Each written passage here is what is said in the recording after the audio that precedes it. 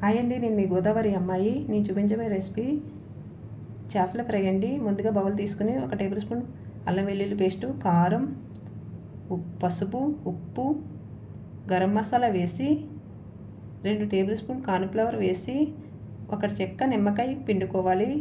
దీంట్లో వాటర్ వేసుకుంటూ మసాలాలన్నీ కలుపుకోవాలి.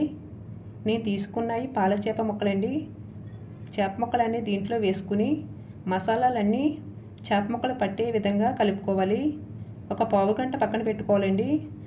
స్టవ్ ఆన్ చేసి కళాయి పెట్టి 2 టేబుల్ స్పూన్ ఆయిల్ వేసి ఇది కాగాక చేప ముక్కలన్నీ దీంట్లో వేసుకుని ఫ్రై చేసుకోవాలి.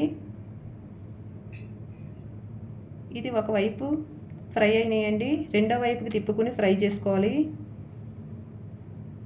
ముక్కలన్నీ ఫ్రై అయిపోయినాయి. ఒక ప్లేట్లోకి తీసుకుందాం. ఓకేనండి, ఈ వీడియో మీకు నచ్చిందని అనుకుంటున్నాను. ఇంకో కొత్త వీడియోతో మీ ముందుకు వస్తాను. అంతవరకు బాయ్ అండి.